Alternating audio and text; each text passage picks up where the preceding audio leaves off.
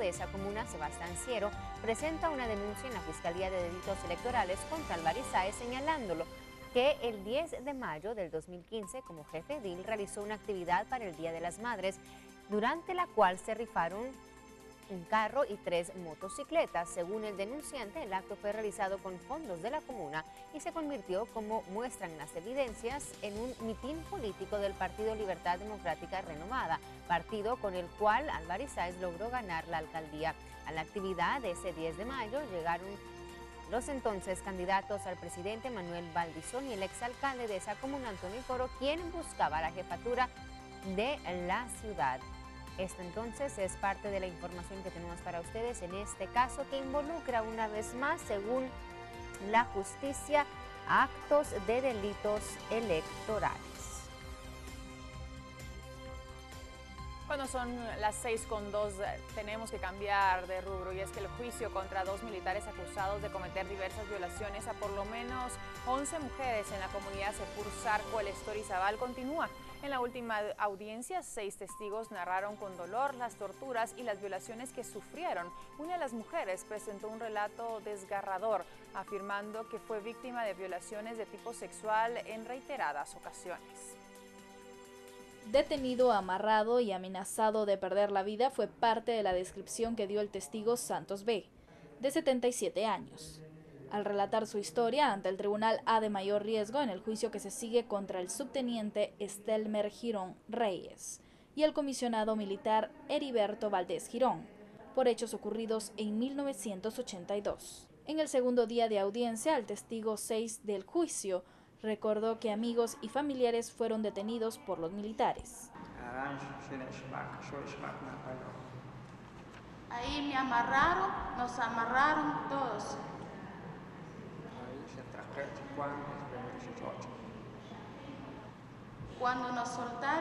Cuando me soltaron a mí, ya habían asesinado a 6 hombres.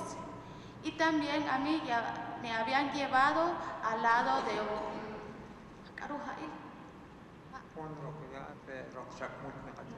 al lado de un nacimiento de agua, cuando me dijo el teniente que me entregara a Dios.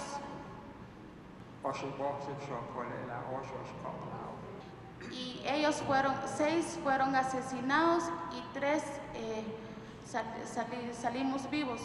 El Ministerio Público le atribuye a ambos militares retirados la desaparición forzada de 7 hombres, 3 asesinatos y la violación sexual y esclavitud doméstica de 11 mujeres. Durante la segunda jornada, testigos relataron los tratos a que fueron sometidos en el destacamento militar Sepurzarco, el Estorizabal. Uno estuvo amarrado por 45 días y para sobrevivir tuvo que tirarse al suelo y comer césped. Y si les pedía agua le abrían la boca y le daban orín. Una de las mujeres que declaró durante la jornada fue violada en repetidas ocasiones. Santos B. también señaló que las mujeres, cuando lograban huir, morían en la montaña por hambre y frío. La fiscalía indicó que las mujeres eran sometidas a trabajos domésticos sin remuneración.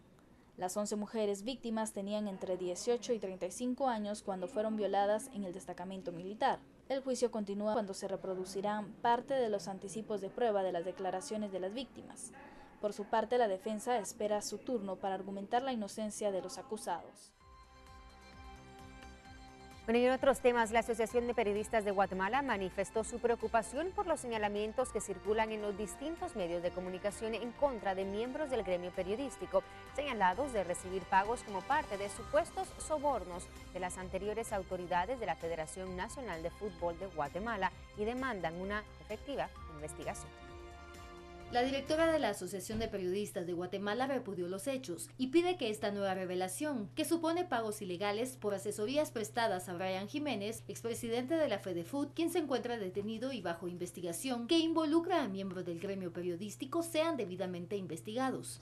Y que si somos capaces de reportarlo, de criticar, de opinar, de hacer reportajes, cuando se trata del gremio periodístico y hay un señalamiento, pues a mí me parece, y así lo posicionamos en un comunicado de la APG, que tenemos que pedirle al sistema de justicia una investigación. La denuncia fue presentada por la presidenta del Comité de Normalización de la FIFA, Adela Torrediarte, ante la Contraloría, para que se investigue si los pagos que fueron cobrados por periodistas son legales, ya que no existe documentación de soporte y no se han encontrado los contratos en ningún renglón presupuestario. Tampoco se establecieron los productos a entregar y no existen informes sobre la labor desarrollada para obtener el pago, que constituiría un claro caso de cobro de sobornos. Nosotros lo que estamos fijando es nuestra postura, que obviamente está determinada porque consideramos que la ética y la responsabilidad son dos grandes pilares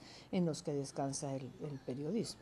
Y que si nosotros queremos granjearnos la confianza de la población, nosotros también tenemos que actuar con toda transparencia.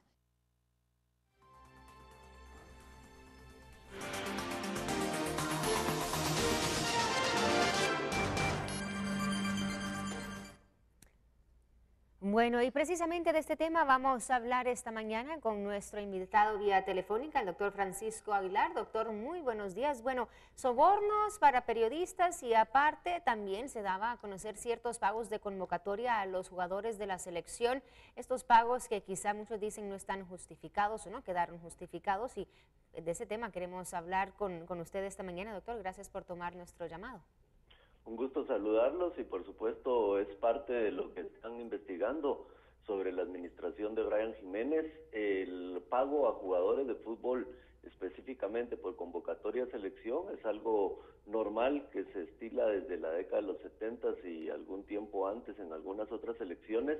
Se había primero filtrado que Carlos Ruiz había recibido 40,000 quetzales. Exacto. Hay que recordar que siempre se habló acerca de la transparencia administrativa que se tenía que tener, y en el caso de los jugadores de fútbol, en ocasiones, tal y como sucede por ejemplo con Argentina y Lionel Messi, se pide que X o Y jugador esté convocado para pagar un bono adicional.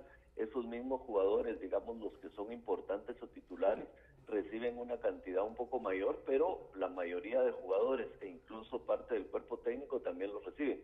Son parte del contrato que se tiene cuando se llega a jugar partidos amistosos. Hay que recordar que en un partido amistoso, por ejemplo, cuando Japón invita a Guatemala a jugar a Japón, se le paga absolutamente todos los gastos a la Federación Nacional por ir, y además se le paga una cantidad en viáticos o directamente por haberse presentado y jugado los partidos a los jugadores. Es una práctica normal en selecciones nacionales, debido a que los resultados no son buenos de la selección nacional guatemalteca.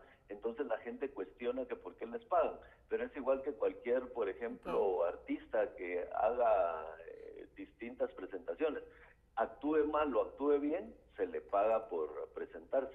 Perfecto, yo creo que esa fue la controversia que se creó ayer en las redes sociales cuando se daba a conocer, como usted menciona, ¿verdad?, este pago de 40,000 quetzales al Pescadito Ruiz, y después, bueno, señalaban a otros jugadores de haber recibido ciertos pagos por convocatoria, y eso creo que fue la controversia en las redes sociales, el hecho de quizá no saber que esto se da de manera usual dentro de las selecciones, quizá de una manera más regulada. Exactamente, lo que usted dice es lo básico, ¿verdad?, de una manera regulada, de una manera transparente. La manera transparente sería primero indicar cuánto se le va a pagar a la selección por ir, que es otra de las situaciones que circula mucho en redes sociales. El caso específico es que la Selección Nacional Mayor de Guatemala, con los ingresos que tiene por partidos amistosos, por partidos oficiales, por patrocinio deportivo, es la que proporciona dinero tanto a las selecciones menores, a la selección femenina e incluso algunas otras cosas que hace la misma Federación Nacional de Fútbol. La cuestión es que además tanto Brian Jiménez y también algunos de sus miembros como Héctor Trujillo, también se ha sindicado a Rafael Salguero, dirigente internacional, recibían algo adicional de la compañía que afirmaba y sobre todo que transaba o que proponía esos juegos internacionales. Eso es lo que no es correcto. Pero de ahí hay que transparentar. Vamos a recibir $80,000 por ir a Japón. En Estados Unidos son entre 30, 40 o $50,000 por cada uno de los partidos que se juegan amistosos internacionales. Perfecto, y acabamos de escuchar también la opinión de quien dirige la Asociación de Periodistas de Guatemala, quien está manifestando, bueno, la preocupación por estos señalamientos que se hacen a varios periodistas de distintos medios de comunicación por recibir sobornos. Es correcto, es una práctica que desafortunadamente, y hemos leído, por ejemplo, Álvaro Contreras Vélez en Prensa Libre, lo recuerdo mucho, que en diversas oportunidades escribía de cómo es que surgió la palabra FAFA. Y FAFA surgió de una situación de cuando estaban bases militares estadounidenses aquí, que era básicamente decir half and half. Llegaban los lustradores y cuando había militares estadounidenses le decían que había dos lustradores que lustraban un zapato y el otro, entonces half and half, que era mitad y mitad. FAFA le pusieron posteriormente, y FAFA en el término periodístico es que uno recibe un emolumento que no es correcto éticamente, simplemente o por defender a un personaje específico, o por hablar bien de un personaje específico, o incluso lo que hemos llamado extorsión periodística. Se habla más de un personaje, se le habla mentiras de ese personaje, y de esa manera se consigue que se le pague para callar los insultos. En ocasiones esa extorsión periodística va a más insultos, al igual que la extorsión que se hace en la vida diaria, y se le paga más y más a ese personaje que está insultando o está sacando mentiras acerca de alguien específicamente, hasta llegar a una cantidad que se le paga. Como bien decía la presidenta de la Asociación de Periodistas, lo importante es que haya documentos que respalden que hay un trabajo efectuado por esa asesoría. Si no hay, es simplemente que se le paga o por el silencio, o por hablar bien, o por hacer relaciones públicas por alguien. Bueno, nosotros vamos a estar pendientes, seguramente usted también, doctor, y vamos a seguir abordando este tema, que es un tema que está provocando polémica y controversia, y lo seguirá haciendo seguramente en lo que avanzan estas investigaciones. Muchísimas gracias al doctor Aguilar por acompañarnos esta mañana, hablando entonces de los supuestos sobornos a periodistas y también aquellos pagos por convocatoria a los jugadores de la selección nacional, que ayer crean, bueno, tanta controversia en las redes sociales. Escuchábamos, bien lo decía él, que son pagos que se hacen usualmente dentro de las selecciones, quizá de una manera más controlada. Vamos a seguir con más esta mañana. Así es, sin duda alguna este tema dará mucho de qué hablar en los próximos días, pero tenemos que cambiar de tema, y es que tras el cese de las lluvias y la entrada de la temporada seca en el país, las autoridades del Instituto Nacional de Sismología, Vulcanología, Meteorología, Hidrología, INSIGUME, afirman que los ríos Cis y Madre Vieja en Suchitepeques, así como el Motagua en Izabal y el Polochic en Alta Verapaz, registran déficit en su nivel de caudal y han reportado un descenso de 20 a 50 centímetros bajo el rango mínimo de su nivel.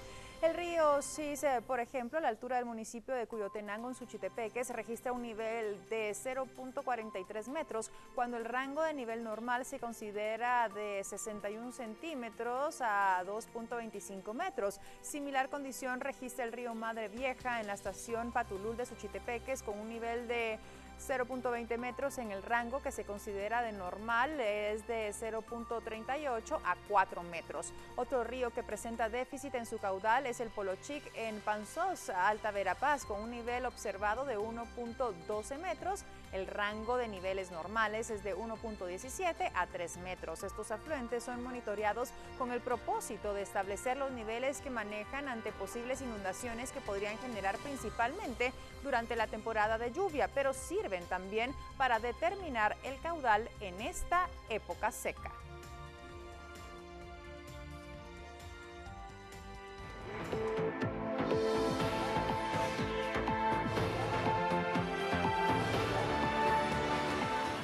Rumbo de la noticia, nos trasladamos a los departamentos y colocamos en pantalla esta sección departamental de Prensa Libre. En sus titulares se muestra lo siguiente: ruta a este escenario de constantes tragedias, 3 perecieron ayer en carretera interamericana. Socorristas reportan 25 accidentes en lo que va del año en esa vía. La irresponsabilidad de pilotos, escasa señalización y malas condiciones del asfalto son las principales causas de los accidentes mortales que se registran en la ruta interamericana, la cual es calificada como una de las más peligrosas del país, según vecinos, transportistas y cuerpos de socorro. La noticia completa la puede encontrar en Prensa Libre. Y en noticias departamentales vamos a Alta Verapaz, donde 2 mujeres comprendidas entre las edades de 47 y 25 años son los primeros casos confirmados de Zika en ese departamento. Ellas residen en Cobán y en Chaal. Los 2 casos confirmados por pruebas en laboratorio son de personas que viajaron a fin de año y cuando retornaron a sus hogares en Cobán y Chaal presentaron los síntomas. El director del centro de salud nos comenta sobre el caso en la cabecera departamental.